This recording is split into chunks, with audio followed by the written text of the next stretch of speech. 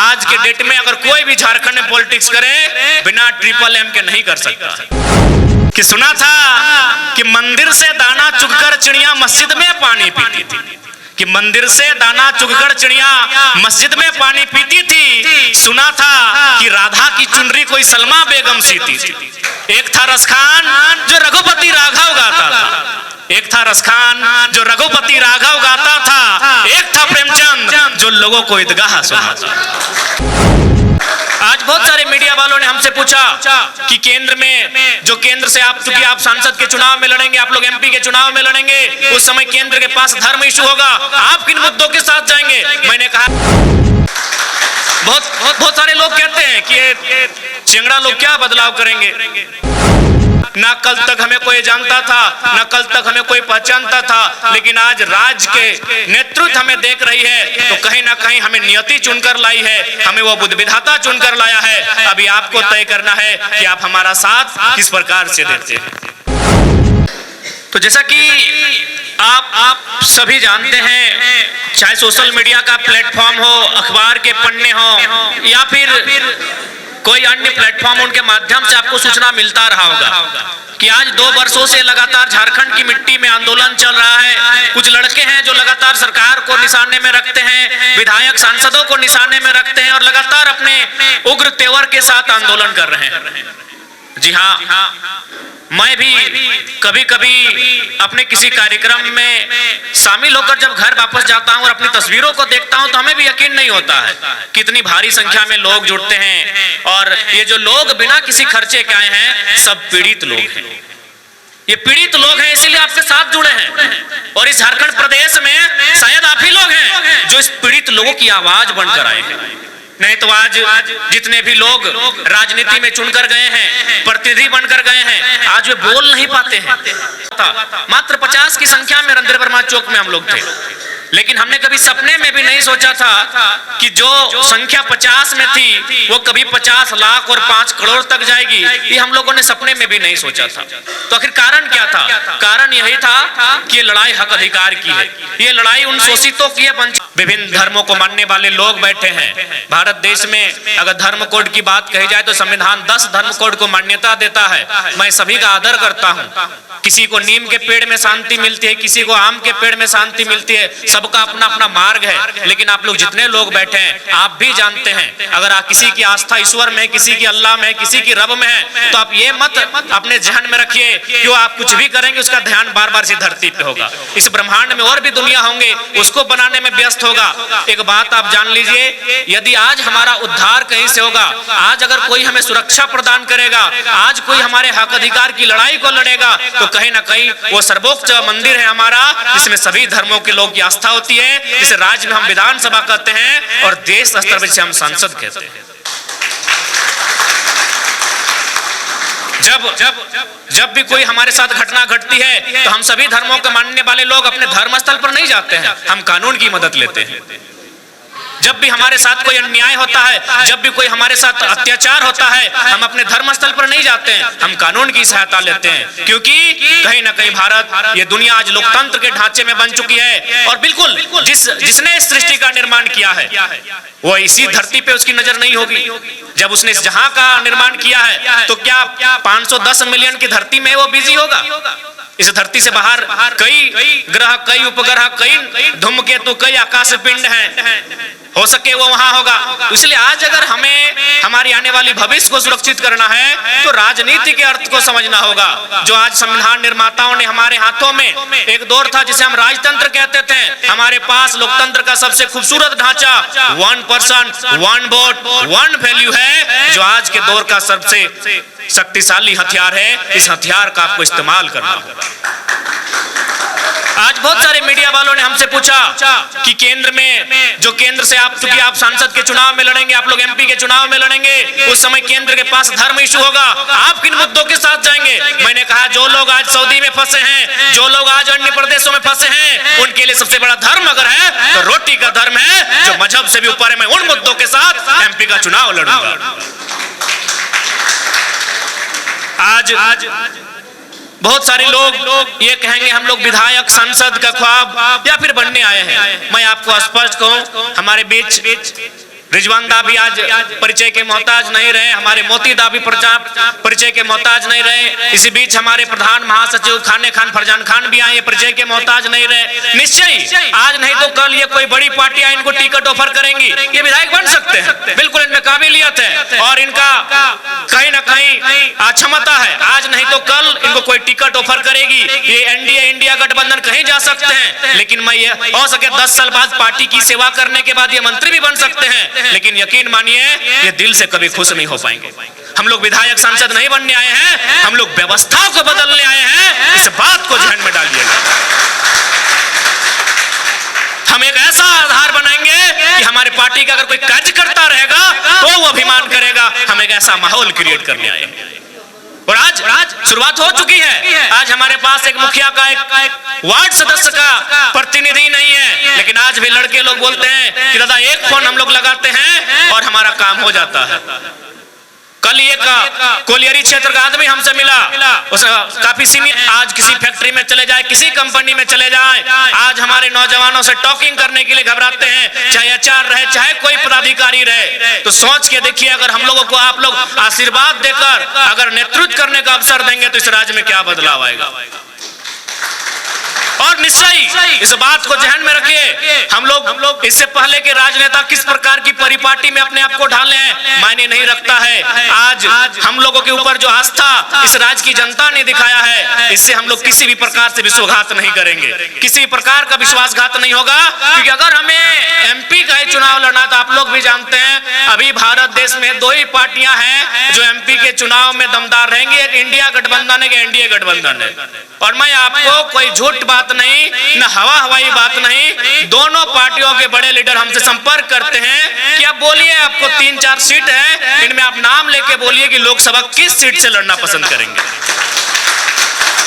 इन 2 वर्षों ने हम लोगों ने अपनी काबिलियत को इतना बनाया है। और एक बात बताइए, 29 साल का लड़का कौन नहीं चाहेगा यार कि एनडीए चाहे इंडिया से उठकर दिल्ली पहुंच जाए। लेकिन क्या होगा, हम तो एमपी बन जाएंगे, लेकिन आज जो झारखंड की जनता जो एक उम्मीद से देख रही है कि कोई आएगा उस विधानसभा के भीतर, कोई जाएगा उस राजधानी के भीतर, कोई जाएगा देश की राजधानी में जो हमारी बातों को रखेगा। आप भी जानते हैं, चाहे एनडीए गठबंधन हो चाहे इंडिया गठबंधन हो, जो एमपी एमएलए क्यों ना रहे, वो कहीं ना कहीं दिल्ली से संचालित होता है। और दिल्ली से संचालित होने वाला नेतृत्व हमें नहीं चाहिए। दिल्ली को पारसनाथ की पहाड़ में बैठाए, हमें ऐसा नेतृत्व चाहिए।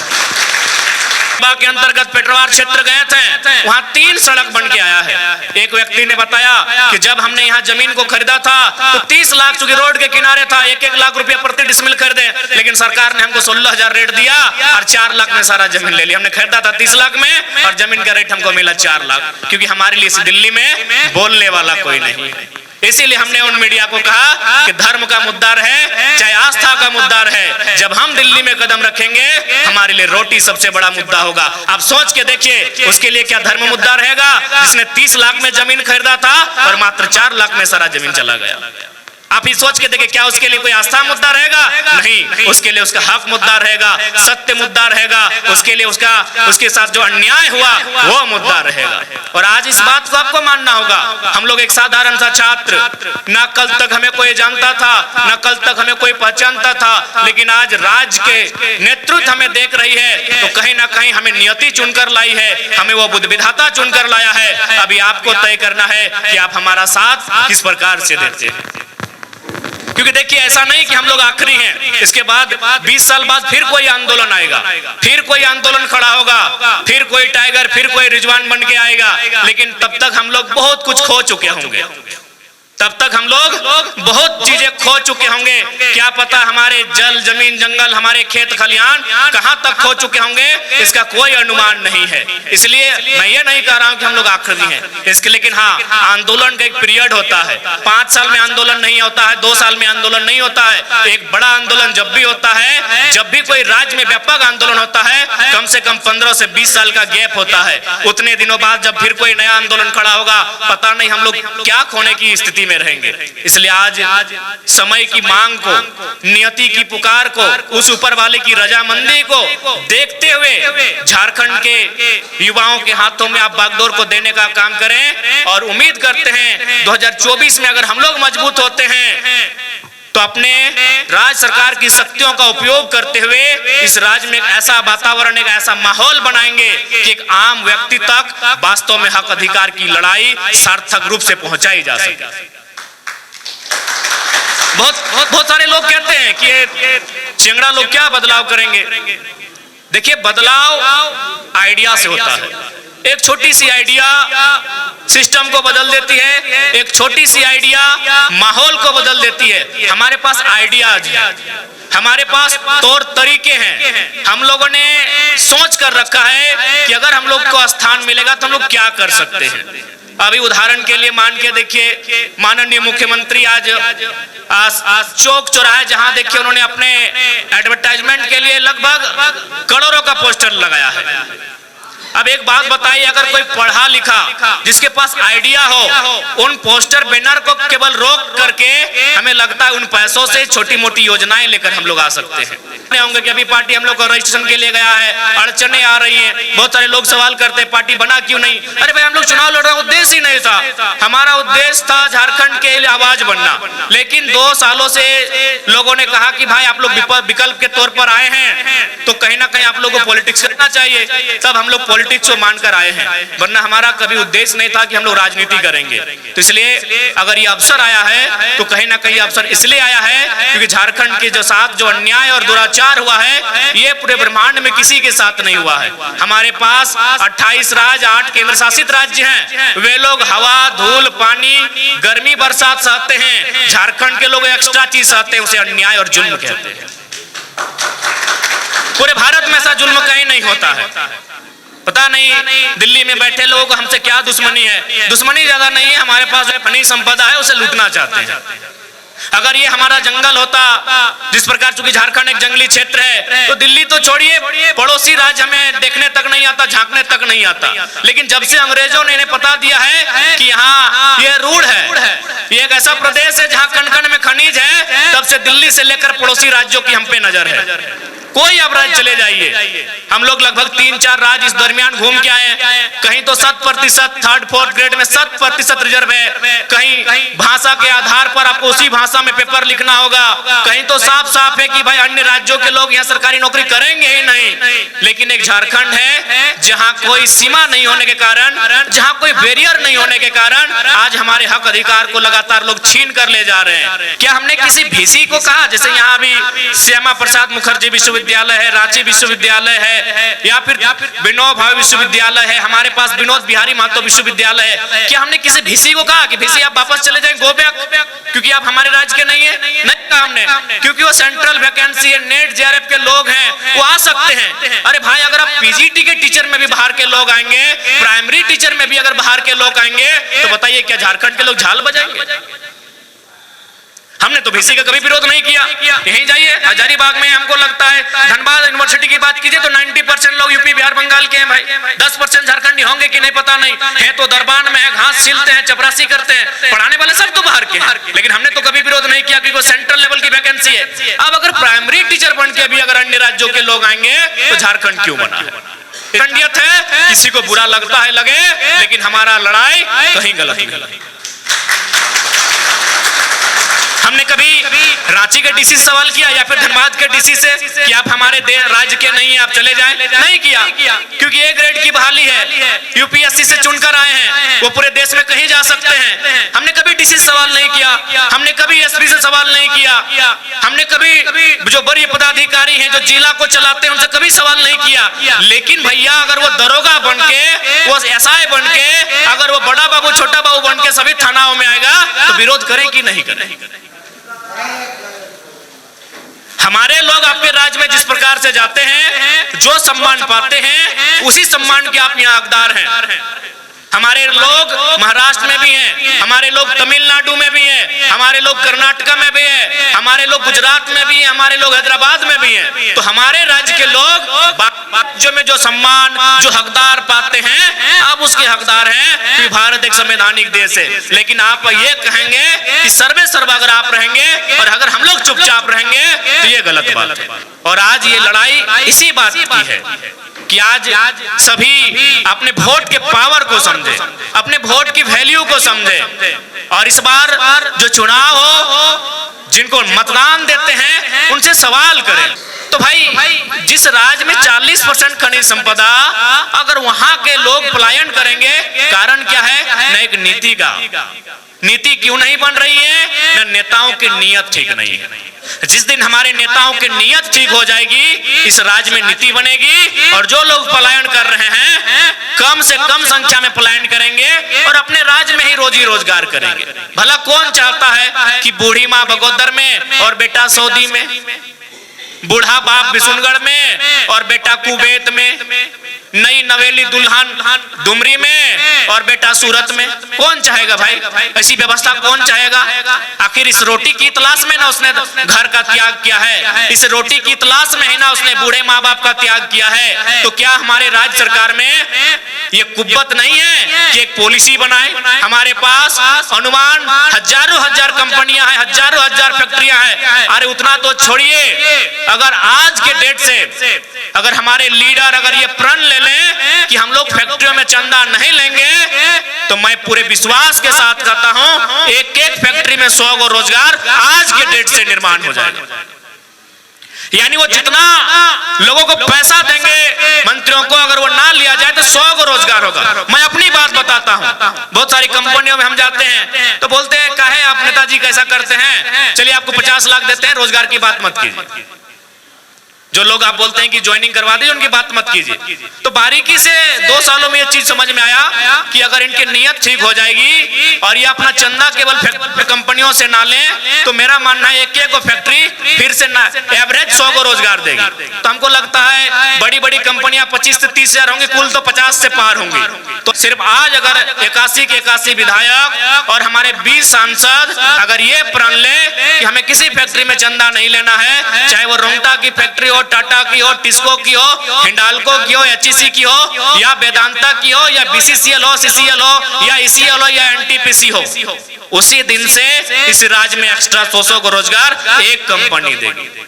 यानी नियति इनकी ठीक नहीं है, इनकी नीयत ठीक नहीं है। तो इसलिए आज हमें इस गंभीर विषय को सोचना होगा, नहीं तो आने वाली पीढ़ी शायद हमारी बोल भी नहीं पाएगी। आज तो हम लोग बोल लेते हैं, टाटा के खिलाफ बोल देते हैं, वेदांता के खिलाफ बोल देते हैं। आज तो हम लोग भ्रष्ट आईएएस आईपीएस को कटघरे में लाके खड़ा कर देते हैं। सरकार को तो नींद खराब करके रखे हैं, लेकिन आने वाली पीढ़ी बोल भी नहीं पाएगी। समय की मांग को देखिए, समय की डिमांड को देखिए और इस आंदोलन के महत्व को समझिए।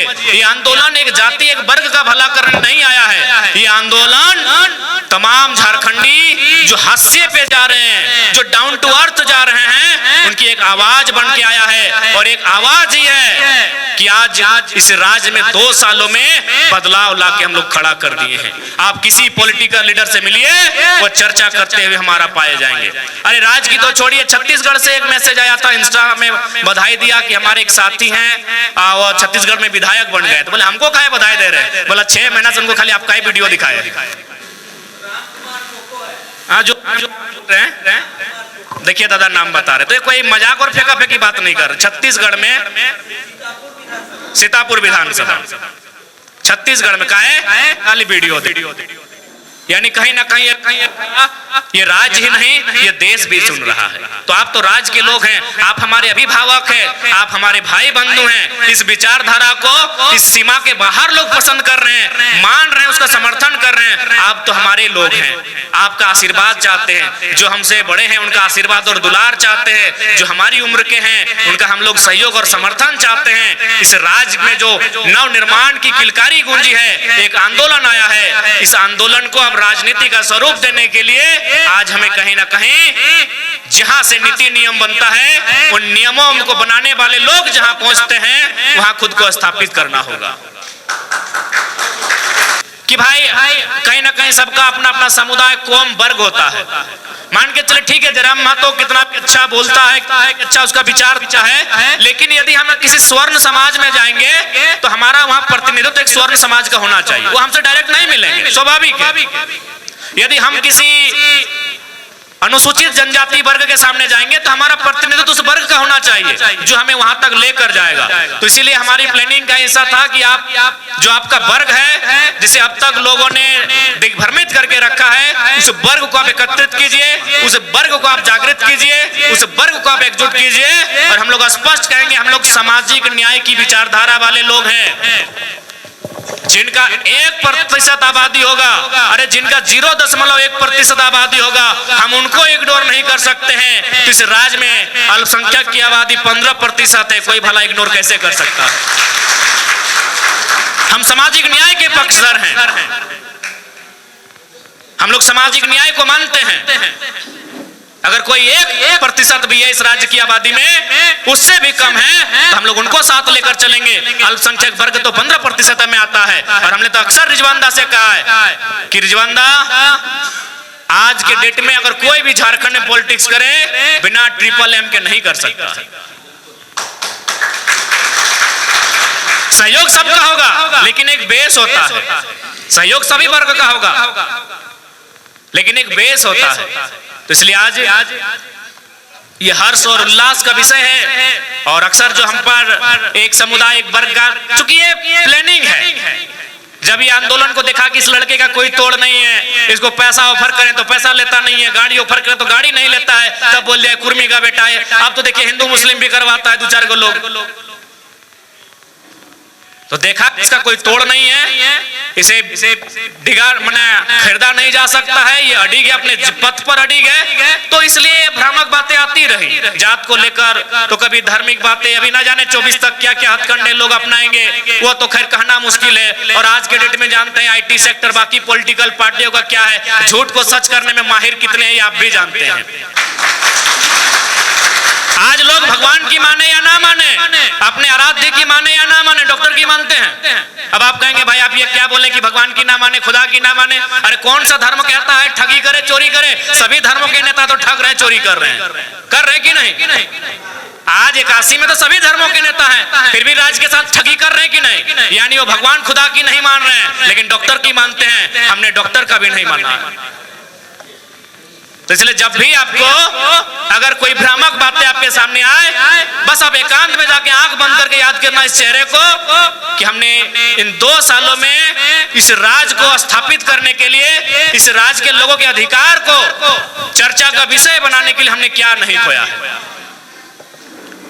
तो इसलिए ज्यादा ना कहते हुए एक पंक्ति के साथ अपनी बातों को समापन करेंगे कि सुना था कि मंदिर से दाना चुगकर चिड़िया मस्जिद में पानी पीती थी, कि मंदिर से दाना चुगकर चिड़िया मस्जिद में पानी पीती थी। सुना था कि राधा की चुनरी कोई सलमा बेगम सीती थी। एक था रसखान जो रघुपति राघव गाता था, एक था रसखान जो रघुपति राघव गाता था, एक था प्रेमचंद जो लोगों को ईदगाह सुनाता। तो ये हमारी माटी की खूबसूरती है, लेकिन कुछ लोग नहीं चाहते हैं कि हाँ हक की बात हो, कुछ लोग नहीं चाहते हैं कि शोषित वंचितों के अधिकार की बात हो। इसीलिए कभी जात के नाम पर, कभी धर्म के नाम पर, कभी आस्था के नाम पर एक दूसरे को लड़ाने का काम करते हैं। लेकिन एक बात याद रखिए, नफरत फैलाने वालों से ज्यादा मोहब्बत बांटने वालों की संख्या है। इसीलिए इतनी तबाही के बाद भी आज हम एक साथ बैठकर जीने को तैयार होते हैं। तो आज की खबर में बस इतना ही। बने रहे SMP न्यूज के साथ, अपना ख्याल रखें, क्योंकि आपसे हम, आप है हमारी ताकत। लेटेस्ट अपडेट के लिए हमारे फेसबुक पेज को फॉलो और लाइक जरूर करें, तो वहीं विस्तृत खबरों के लिए हमारे YouTube चैनल को सब्सक्राइब जरूर करें। आप सभी का बहुत बहुत धन्यवाद।